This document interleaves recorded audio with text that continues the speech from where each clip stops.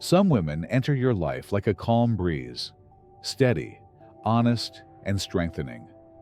Others come in like a storm, cloaked in charm, but leaving only confusion and unrest behind. This isn't about resentment. It's about discernment. Because by this stage in life, you've learned that appearances deceive, words can manipulate, and not every companion deserves your trust. As men, especially those who've weathered some years, we begin to understand the cost of misplaced loyalty. Time, peace of mind, even self-respect. It's too expensive to keep paying those prices for the wrong company. And while society often tells us to be tolerant, patient, or forgiving, wisdom teaches us to be selective. Today's video uncovers 7 revealing signs that the woman beside you may not be who she seems. These aren't petty complaints. They're patterns. Subtle at first, but dangerous over time. Recognizing them isn't about cruelty. It's about protecting your values, your focus, and your future. If you've ever felt that something was quietly eroding your strength, your clarity, or your confidence, what you're about to hear may give it a name. Let's get into it. Number 1. She's always the victim. It often begins with empathy. A woman shares pieces of her life, stories of betrayal, injustice, heartbreak. You listen, moved by her vulnerability. Her voice trembles at the right moments. Her eyes hold just enough sadness to make you want to lean in and protect her. And for a while you do. You tell yourself she's just been misunderstood, mishandled, mistreated, that maybe she simply needs a man who won't walk away. But slowly, something doesn't feel right. As time passes, the stories don't stop. They multiply. Different characters, same plot. Every friend turns into a backstabber. Every job ends in sabotage. Every relationship crashes because of someone else's failure. There's never a moment of reflection, only blame. And that's when you realize, this isn't someone processing pain. This is someone addicted to being the injured party. Men in their 30s and beyond know what it's like to carry responsibility. Life has taught us that not every mistake can be passed off. That growth requires ownership. But some women refuse to learn that lesson. They cling to a version of themselves that is always harmed, never harmful. And when you enter their life, you don't become a partner. You become a prop in a performance where their suffering must always take center stage. I've watched men fall into that pattern. Intelligent, solid, grounded men. They start by trying to help, and they end up hollowed out. Not from cruelty, but from the weight of being held responsible for someone else's unhappiness. The woman doesn't need solutions. She needs an audience. She doesn't want growth. She wants control over how the story is told. And in her version, she's always the innocent one. There's something corrosive about being around someone who constantly rejects responsibility. Over time, you begin to silence yourself. You avoid hard conversations. You start agreeing just to keep the peace. And slowly, the relationship becomes less about truth and more about managing her emotions. Stoic philosophy reminds us that serenity isn't found in fixing the world. It's found in mastering our responses to it. When someone lives in a state of emotional chaos and demands that others carry it with them, you are under no moral obligation to stay entangled. Wisdom isn't cold, it's clear. And clarity, at this point in your life, must be non-negotiable. You don't need to rage or blame, but you do need to see.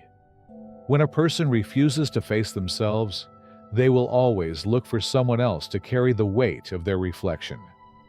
If that person is you, the kindest thing you can do, for both of you, is to stop participating in the illusion. Walking away from that kind of story doesn't make you a villain. It makes you free. Number 2. She's addicted to drama. There are people for whom peace feels like emptiness. Stillness unsettles them. When nothing is broken, they look for cracks. When the room is quiet, they reach for the nearest noise. And if you happen to be in a relationship with someone like this, you'll notice the pattern long before you fully understand it. Something always feels off.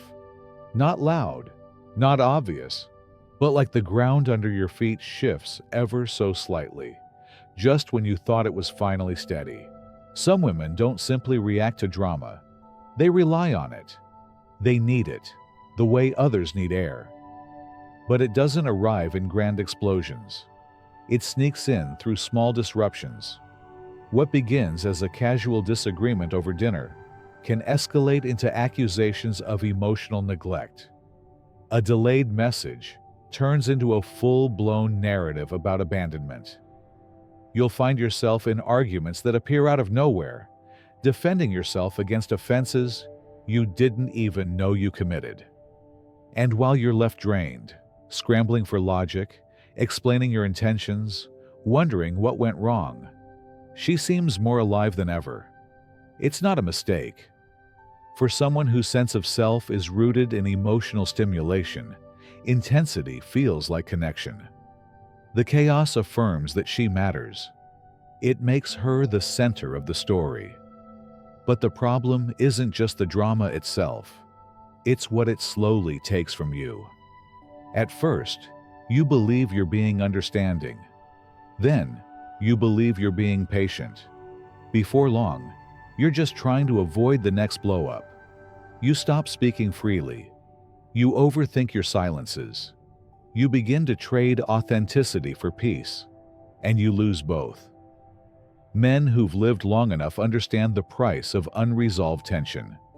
We know that there's a difference between a challenge that helps you grow and a cycle that slowly wears you down. And when someone continually seeks conflict, not to resolve anything, but to feel something, you're not in a relationship. You're caught in someone else's emotional whirlpool. Philosophers like Epictetus taught that we don't control the behavior of others.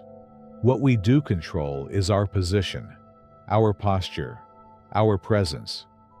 And sometimes the most courageous thing a man can do isn't to argue or explain or even forgive again. It's to step back and not play the game at all. You don't need to match her energy. You don't need to fix her moods. You don't need to justify your calm. What you need is clarity. The kind that comes from watching patterns rather than words. The kind that sees behind the emotional noise and recognizes it for what it is. A need to be at the center of constant upheaval. You are not here to be her audience. You are not here to be her emotional punching bag. And you are not here to sacrifice your sanity for someone else's inability to live without conflict. A mature man does not find strength in dominance or reaction, but in restraint and discernment. So if you feel that familiar tension rising, if the peace you've built is constantly being shaken by someone who thrives in disorder, know this: you don't have to stay in the fire just because someone else is cold without it. The greatest power is knowing when to stay still and when to walk away with your soul intact. Number 3, she lacks empathy. There comes a time in every man's life when strength alone is not enough. You can build, protect, endure, but eventually, something will shake the ground beneath you. It might be the death of someone you love, a diagnosis that reminds you of your mortality, a betrayal you didn't see coming. When those moments arrive, and they always do, you don't need someone who says the right things.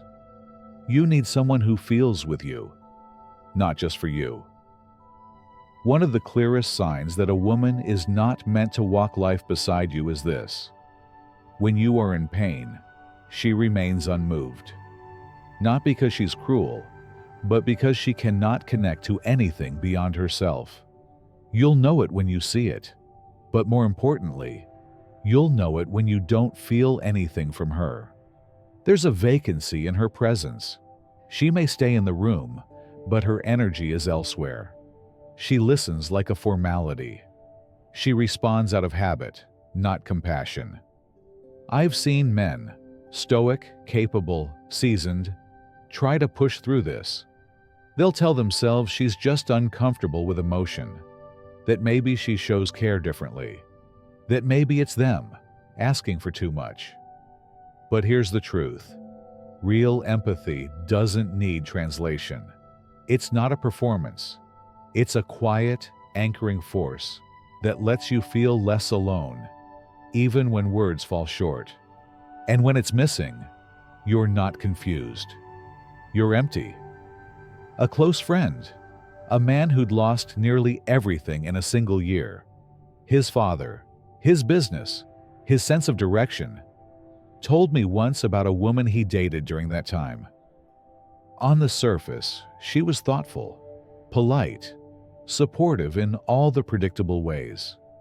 But when his grief showed up unfiltered, when he didn't have the strength to wear the mask she preferred, she began to retreat. Not physically, but emotionally. She grew restless when he was quiet, impatient when he wasn't quick to bounce back. Eventually, she withdrew completely, saying he was too much. But the truth is, she was not equipped for what real connection requires. Presence in the uncomfortable. Space without pressure. Stillness without fear. When a woman lacks emotional depth, you will always find yourself doing the emotional labor for both of you. You'll explain your pain, manage her reactions, apologize for your vulnerability, and slowly, your own grief becomes heavier. Not because of what you're carrying, but because you're carrying it alone in the presence of someone who should be helping you hold it. Empathy isn't a skill to be learned. It's not a trait you can coach into someone. It's either embedded in her character or it isn't. And if it's not there, no amount of compromise, communication, or waiting will change that. You cannot draw water from a dry well, no matter how kind you are or how patient you become. As Stoics, we are taught not to resist reality, but to face it directly. And the reality here is simple. If she cannot sit with you in your sorrow, she will never stand with you in your storms. Hoping she'll grow into someone more emotionally present is not love. It's denial. And the cost is your peace. You deserve a woman who understands that strength sometimes looks like silence, that healing often happens in stillness, that sometimes the greatest act of love is just being there, with no advice, no distractions, no urgency to fix what can only be felt. If you're with someone who turns away when you need closeness the most, that's not a flaw in you. It's a revelation about her. Don't make excuses for it. Don't fill in what's missing with fantasy. Look at what is, not what you wish it could be. Because as a man who has walked through fire, you don't need a cheerleader. You need a witness. You need presence, not performance. And if she cannot meet you there, if your hardest moments are met with distance, detachment, or silence, then the hardest truth is also the clearest one. It's time to let her go. Not with bitterness, not with anger, but with the dignity of a man who knows that true connection doesn't require begging. And your peace is far too valuable to be shared with someone who doesn't feel it when you're in pain. Number 4, she can't admit she's wrong. There's a quiet erosion that happens in relationships, not through shouting matches or dramatic exits, but through the slow decay of honest conversation. It begins when one person is no longer allowed to be wrong, when accountability becomes too threatening, and every disagreement shifts into a performance of blame. You've likely experienced it.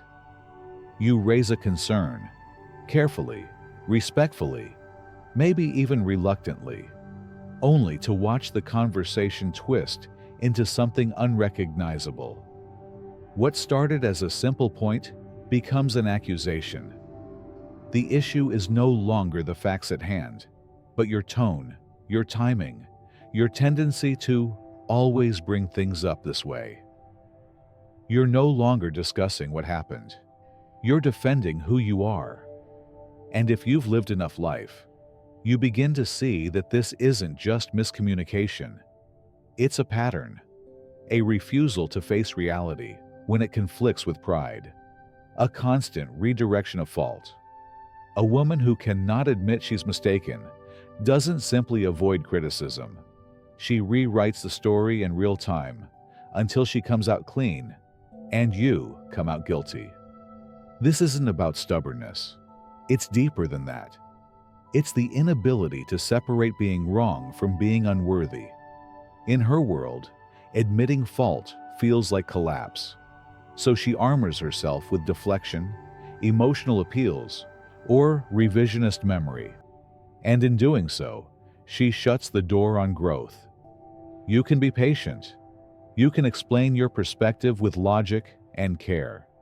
You can present the truth plainly. But none of it matters if the person across from you has already decided that being wrong is unacceptable. In that space, there's no dialogue, only defense, no listening, only waiting for a chance to reframe. Over time, this dynamic wears you down. Not all at once, but slowly. You find yourself shrinking, editing your words, avoiding feedback, choosing silence over honesty, and worst of all, you begin to internalize the imbalance. You start to feel like the problem simply for wanting clarity. The ancient Stoics believed that truth was not something to be feared, but embraced, even when it revealed our own flaws. Marcus Aurelius wrote, "If someone can show me I'm mistaken, I'll gladly change. For I seek the truth, not to be right." That is the mindset of someone committed to becoming better, not just appearing better. But when you're with someone who cannot reflect, who resists any invitation to self-examine, you're not in a relationship. You're in a hierarchy. And in that hierarchy, one person must always be right, which means the other must always be wrong.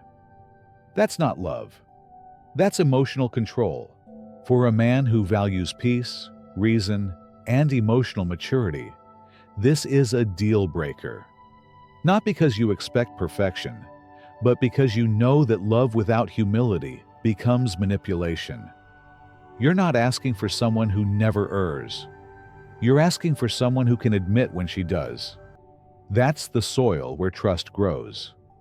Without it, everything else is pretense. The truth is, you cannot teach someone to value truth. You cannot argue someone into humility. And you should never spend your years trying to prove that facts matter in a relationship where feelings always override them.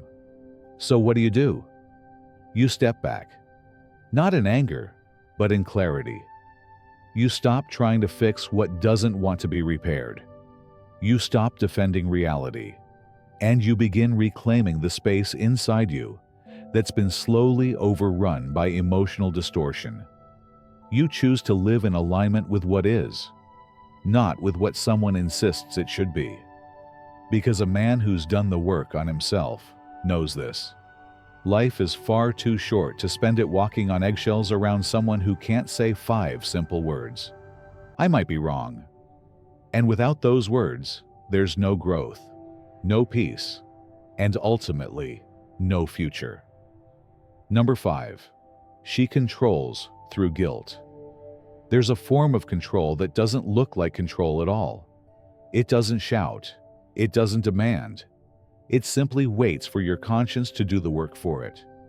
And before you even realize what's happened, you've started trading your independence for approval, one small compromise at a time. This kind of manipulation doesn't need harsh words or ultimatums. It only needs your sense of responsibility and the quiet ability to weaponize it. Some women don't coerce with power, they steer with guilt. Subtle, deliberate, and remarkably effective. It starts where all traps do, with something that feels noble. You're a man who shows up, who sacrifices, who carries more than he speaks about. So when the woman you're with seems hurt because you chose a work commitment over a dinner plan, or when she grows distant after you ask for space to regroup from life's weight, your first instinct is to make it right. You think, maybe she just needs reassurance, maybe she feels unseen, and so you adjust, you cancel, you bend. But as time goes on, the pattern doesn't shift. It deepens. Her disappointment becomes a quiet force that shapes your behavior. Not through argument, but through silence. Not through accusations, but through withdrawal. You begin to anticipate her reactions before you act. You weigh her moods before you speak your mind. You choose less of what you need, more of what will keep her happy. Though that happiness seems increasingly dependent on your self-denial. That's when the erosion begins. It doesn't come all at once. You still think you're leading your own life. But if you're honest, you haven't felt like yourself in a while. You've become a man carefully managing emotional landmines, not one living with clarity and conviction. And guilt, used in this way, is not a signal of empathy. It's a tactic of control.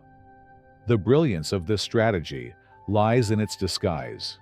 You don't see it for what it is, because it pretends to be moral.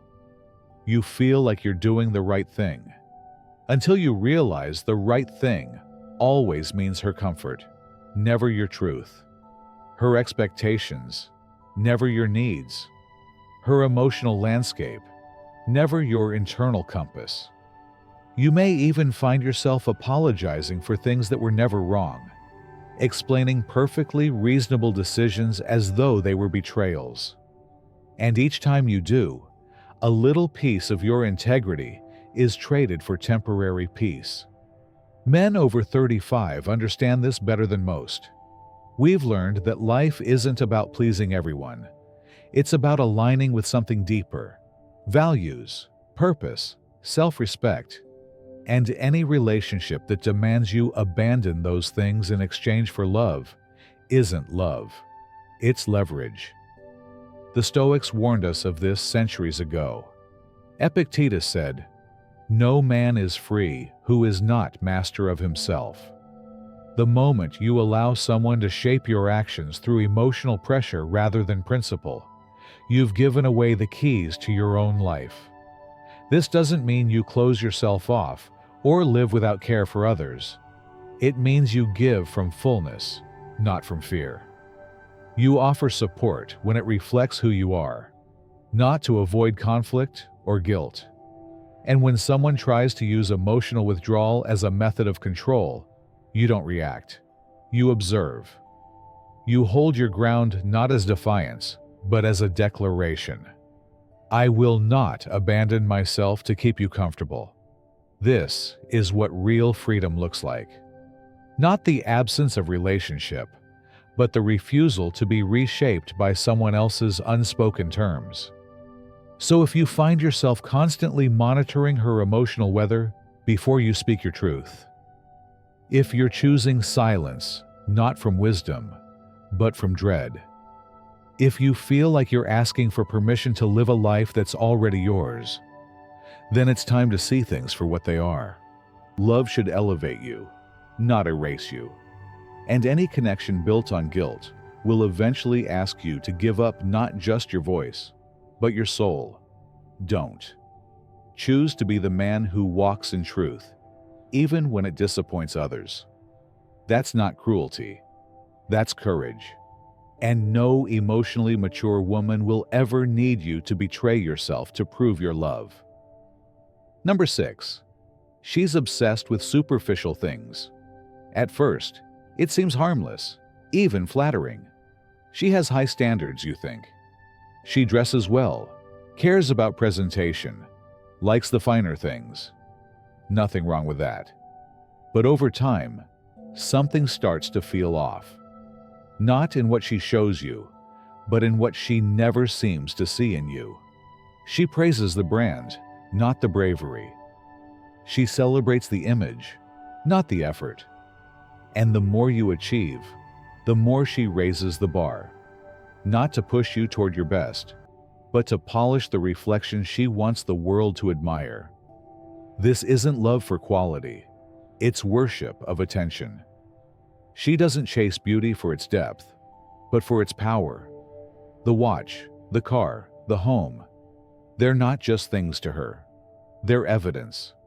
Proof that she's winning at life, that she belongs to an elite tribe that exists more online than in reality. And without that proof, she feels invisible. You'll notice the shift when your presence no longer matters, unless it comes with a photo. When your gestures are only appreciated if others can see them. When she's more excited about the compliments under a post than the meaning behind the moment. You're no longer a partner. You're an accessory, and not a timeless one, a trendy one, replaceable when something newer or flashier comes along. The issue isn't her interest in nice things. It's what those things mean to her. They're not tools for comfort or style. They're symbols of status. She doesn't value what's earned, only what's envied. And when you build a life with someone like that, you're not constructing something real. You're constructing a set, a stage, one where you'll play the part of the provider, the image builder, the trophy that helps validate her worth to the outside world. But here's what every wise man eventually learns. A life built for display is a life without rest. You start to feel it in small ways. The exhaustion of constant comparison. The pressure to impress people you don't even know. The slow disconnection from your inner compass. You used to make decisions based on values. Now you're making them based on optics. You used to live for meaning. Now you're performing for approval. And still, it's never enough. Because the woman who lives for the appearance of success is not searching for peace. She's searching for a mirror that always reflects her superiority. And if that mirror ever fails to flatter, she'll blame the man holding it. The Stoics warned us about this very thing. Not just the danger of wealth, but of the craving behind it. Epictetus taught that wealth isn't about possessing much, but needing little. A woman who always needs more isn't poor because of what she lacks, but because of what she cannot stop chasing. She doesn't see you.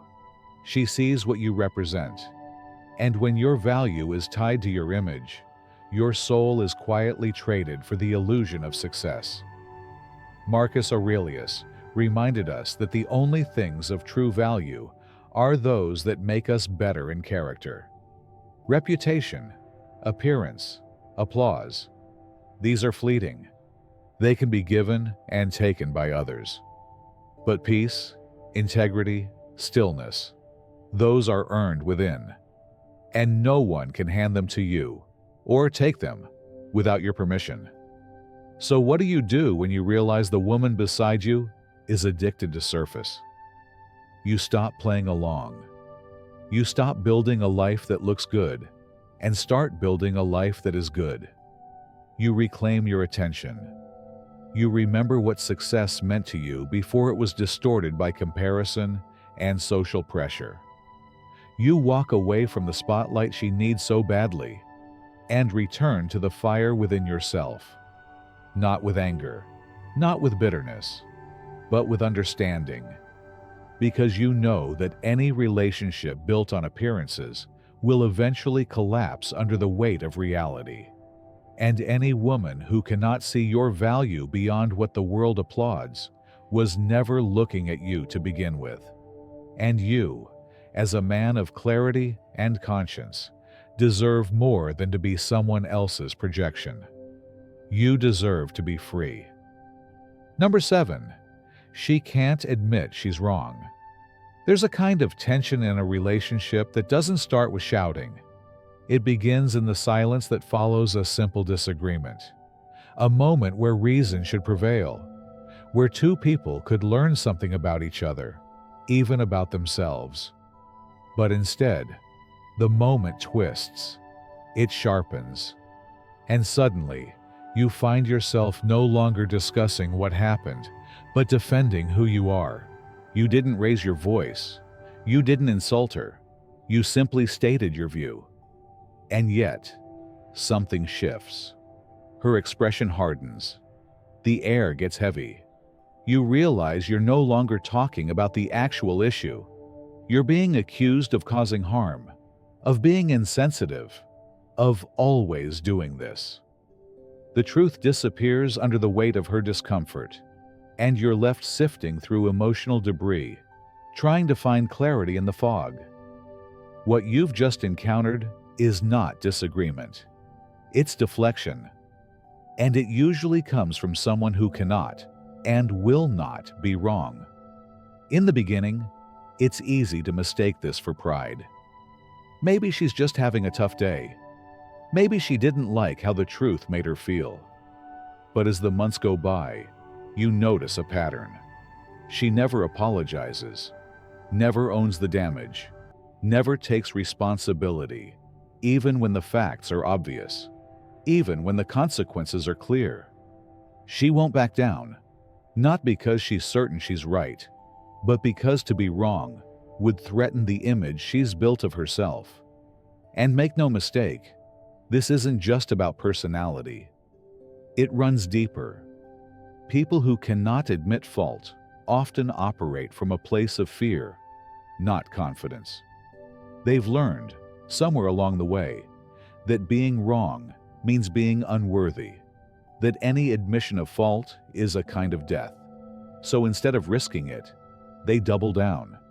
They twist logic, rewrite history, and if necessary, weaponize emotion. And every time you try to meet them in truth, they retreat behind the shield of blame. For a man with depth and self-awareness, this kind of dynamic is especially destructive. You begin to feel like a stranger in your own mind. You stop speaking freely. You tiptoe around reality, afraid that your honesty will be treated as hostility. What once was conversation becomes theater. What once was love becomes a power struggle. And the longer you stay, the more you lose. Not just your voice, but your clarity. What's most dangerous is that, slowly, subtly, you begin to accept this imbalance as normal. You start to believe that your perspective is always the problem, that every conflict is your fault. And over time, that quiet erosion begins to reach the parts of you that once stood tall: your judgment, your confidence, your peace. This is why the Stoics placed such importance on truth, not the kind you impose on others, but the kind you refuse to abandon in yourself. Marcus Aurelius, a man who governed an empire, once said, "If someone can show me that I'm wrong, I'll gladly change. I seek what is true, which has never harmed anyone." That isn't just philosophical, it's profoundly human. It's the mark of someone who understands that being wrong isn't a weakness. It's a path to strength. But not everyone walks that path. And when you're with someone who sees truth as a threat and correction as betrayal, you're no longer in a relationship. You're in a contest, and the prize is control. Here's what the wise man knows. In a relationship where one person refuses to be wrong, the other is forced to carry the weight of both realities. He must maintain balance in a place where imbalance is built into the foundation. And no matter how patient, how grounded, how emotionally mature he is, he will eventually tire of walking through a minefield where truth is punished, not welcomed. Seneca once wrote, "Only time can heal what reason cannot." But what happens when time is paired not with reason, but with denial? The answer is that things don't heal. They harden. And the space between two people, once open with curiosity, becomes a narrow hallway filled with silence and scorekeeping. So what do you do when you're faced with this kind of person? A woman who would rather rewrite the script than admit a single line might be flawed. You don't argue louder. You don't plead for understanding. You don't waste years trying to become perfect in order to avoid triggering her defensiveness. You see clearly. You choose differently. You return to the man you were before the confusion began. And you leave, not because you're bitter, but because you are no longer willing to live in a space where truth has no home. Because you know that love, real love, requires humility. And that without the words "I was wrong," there can be no growth, no mutual respect, no true connection. A relationship built on denial is a slow form of erasure, and a man who values his soul will not let himself fade to keep someone else's illusion alive. That's not cruelty, that's clarity, and that's the beginning of freedom. Number 8, she disrespects your time. As you get older, you begin to understand something that youth rarely teaches. Time isn't something you manage. It's something you honor.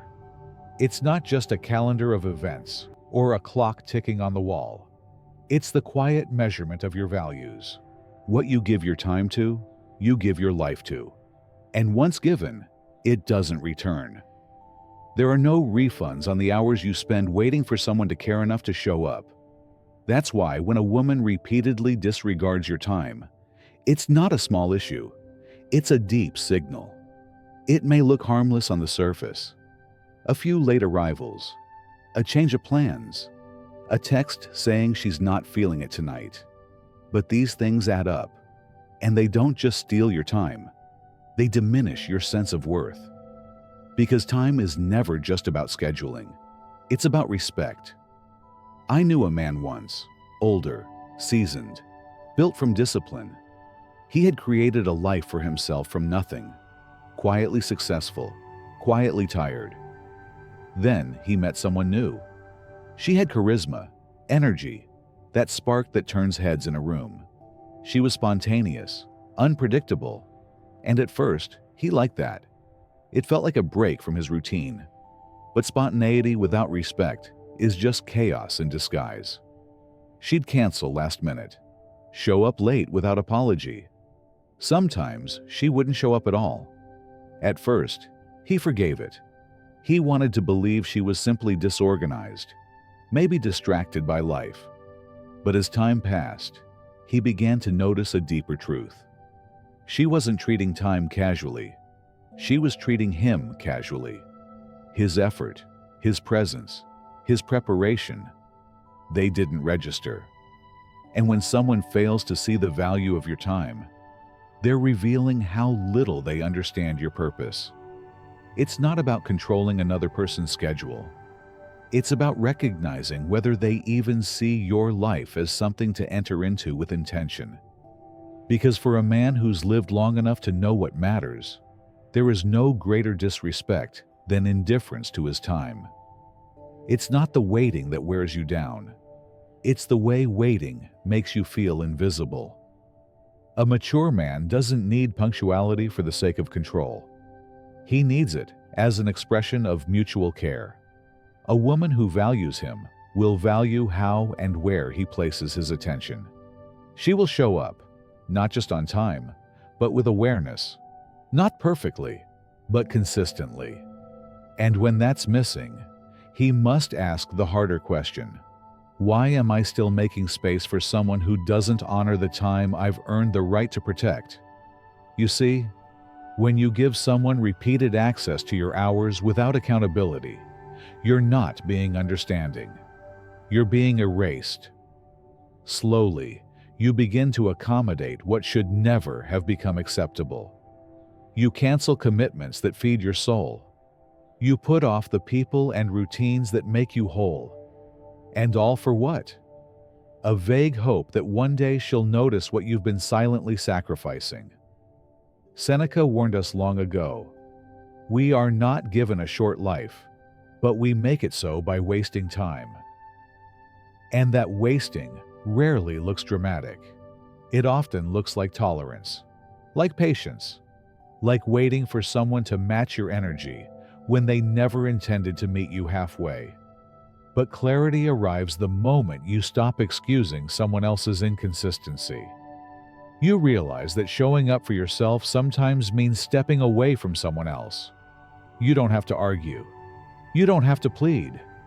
You simply decide, this hour, this day, this life is too precious to be lived on standby. And when that shift happens, something inside you sharpens. You start valuing silence again. Your routines, your friendships, your mornings. You stop bending your life around someone else's indecision. Because the man who honors his time doesn't need to chase anyone. A woman who respects herself will show up fully. A woman who respects you will never make you feel like you're always waiting. So the real question becomes, how much longer will you delay the life that's waiting for you, while waiting on someone who never truly was? Your time is not a gift to be wasted. It is a mirror of your self-respect. Treat it that way. If this message spoke to you, consider subscribing and turning on notifications. Drop a comment, share something you've learned, or just write "still here" to mark the moment. Every bit of reflection adds to the clarity we're building together. Thanks for walking this stretch with me. I'll see you in the next one.